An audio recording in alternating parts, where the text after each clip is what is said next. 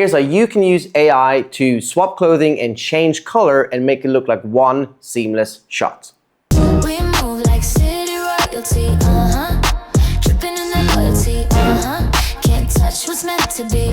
All eyes on us, yeah, luxury.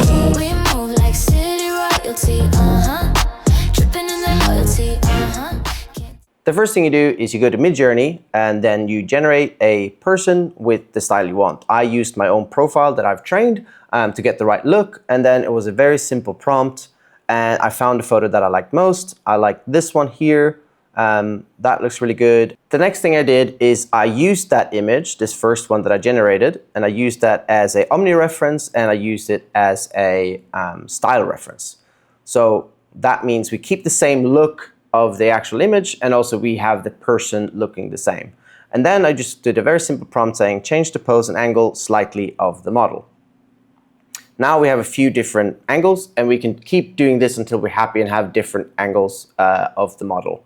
Then I downloaded all these photos and I went to Magnific to upscale them. You can also do it in FreePic. I go directly to Magnific just because it's cheaper if you do it a lot. But it's way more convenient to do all this in FreePic because then you can do the image or the video generations there. You can also use Higgsfield.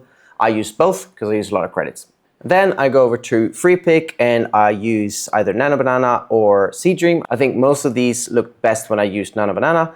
And what you do is you upload one of the images and you simply ask it to change the jacket because you love the look of it, you love the lighting and everything, you just want to swap the clothing, so then you can easily prompt it with an image edit. So you can see it's very basic prompts. It's just change the jacket to a saturated neon lime green puffer jacket that is zipped up all the way.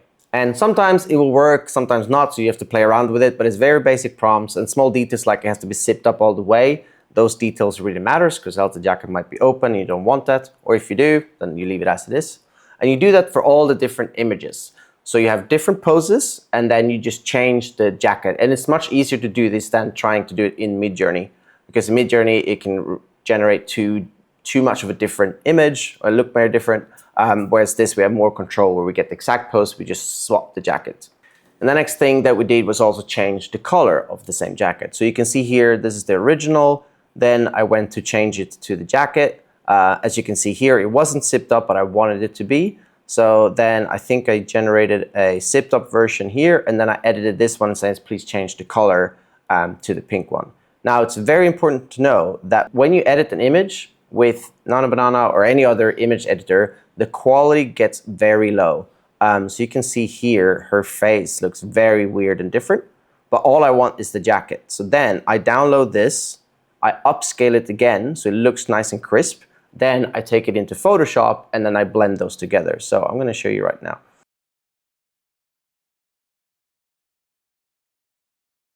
So you can see here we have the original image, looks nice and crisp, and then I have now changed the jacket. So you just have to use a little bit of masking. So if you don't know how masks work in Photoshop, there's a lot of YouTube tutorials that will help you with the basics. But basically you use a brush and you paint in the jacket where you want, and then you have to go a little bit back and forth just to make sure like nothing else is shown other than the jacket. Now it's time to generate the videos. And the best one I found is to use Kling 2.1 with the start and end frame model. You can use Seedance. I tried that as well. Didn't get quite the results I wanted. I found that Kling just did a better job of making it more realistic and the transition was much smoother. So I did a few different tries and it actually worked pretty well right from the start. And I think that's just like the power of the Kling model. It was very simple. You see the prompt is not difficult at all. The thing that I really noticed that was the key thing was to write that the transition is smooth and even from start to end. Because the first try was kind of nothing happened and I just transitioned really quickly, whereas I wanted a little more of a gradual transition. That was the key element to this. But other than that, it's very straightforward. You know, the transition from the fluffy jacket to the denim is smooth and even. And we got this. It looks very cool, natural. You almost don't notice it. So you started with the first one, the original, where she has the fluffy jacket. You ended with the denim jacket. Now you swap around and you use the denim jacket as the start frame, and then you use the next image as the end frame. And you keep doing that. So you go from fluffy to denim, denim to the green puffer, and then from puffer we go to the pink one. So you keep swapping the start and end frame. And then I thought, in the end, let's end with a little more of a punchy thing. So I had a wider shot from the jacket goes to a wider shot of her.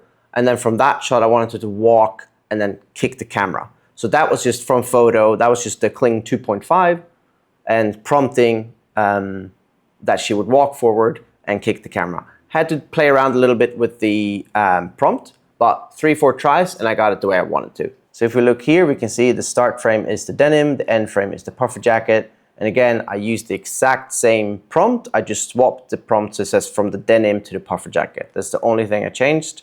And you can see here, this is actually a perfect example where it didn't work out. Sometimes you just have to generate it another time because you see here, it's going to be a very sharp line. Maybe some people like that. I felt it was a bit too unnatural. I wanted it to be more of a, well, still an unnatural way, but I wanted it to just kind of transition in a magical way rather than being a sharp line. So if you look at this one, same thing, just a second generation. That's more of a smooth transition. That was perfect. Just 2 generations and I got it. And then you see here, I go from the green one. You can see here, that's the end frame. So that's the wider one with the pink one. And that I think worked actually on the first try.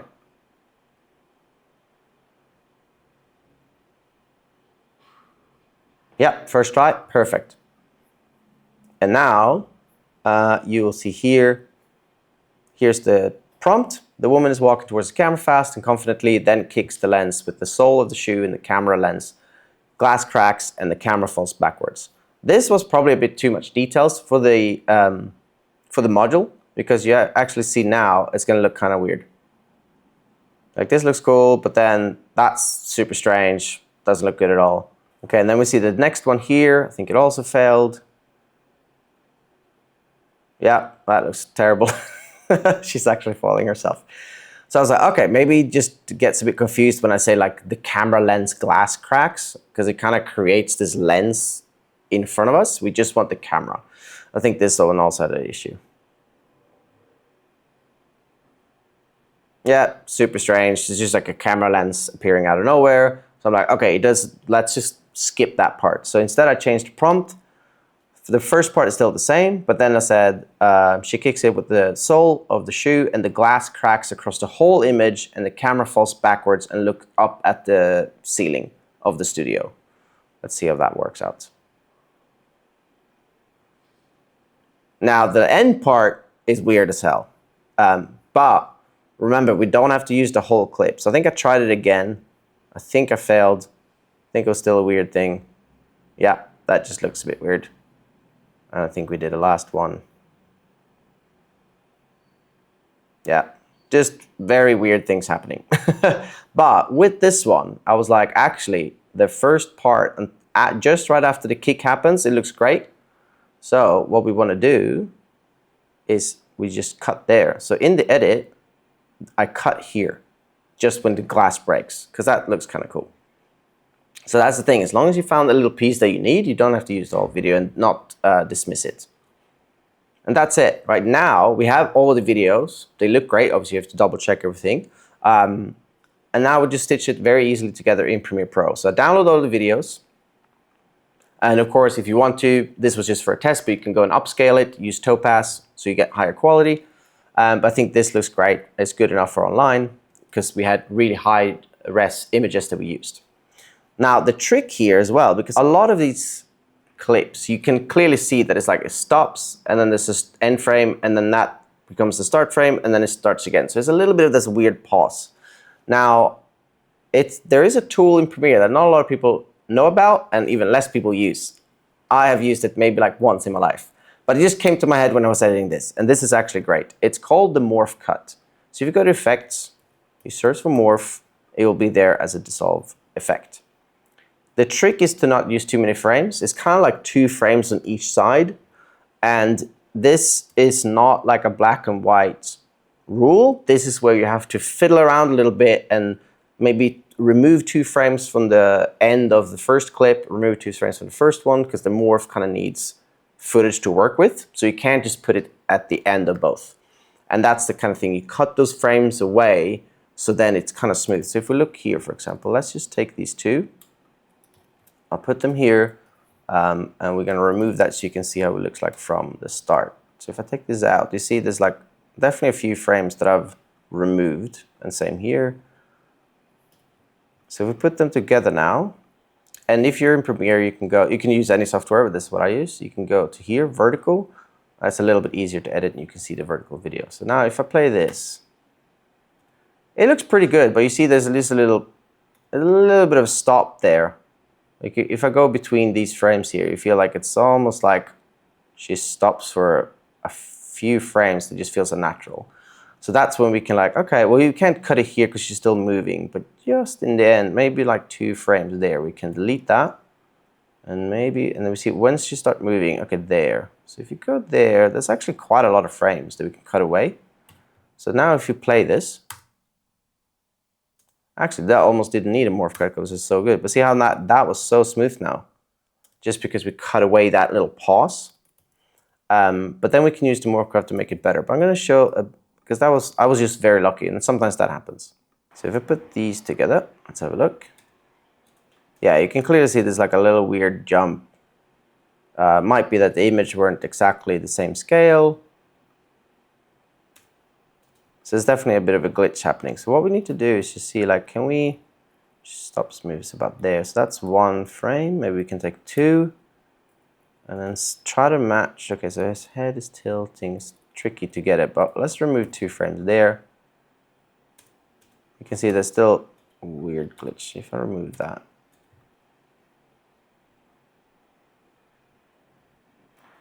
Okay, so that definitely looks weird. So let's just see what happens with morph cut. So you see it's a little bit of like fiddling around, going back and forth. And it's going to say, oh, okay, so you need to actually, so this is the thing, you need to actually cut both clips or else it can't do it. So let's just morph those and kind of trying to blend these 2 together. Now let's have a look at that. So see, it's better. It definitely feels more smooth, but I've also played around a little bit with the time speed ramping there. So if you look at that now, from there, so that is much better. It's not perfect. We might have to go and fiddle around. Sometimes maybe you have to regenerate the video or something. But I think this is definitely good enough. And also because I used speed ramp here, so I sped up the clips and just specific parts because they were very slow when meeting together. So if you speed them up, that also helps a little bit with like the transition as well. So you see it's a very subtle one, but it did make a big difference when I was editing. So that's the tricky part of like using speed ramp and morph cuts together. So you just make it look very seamless. So if I here, so there's still a stop there. So I could maybe if I cut that, maybe there's a bit more.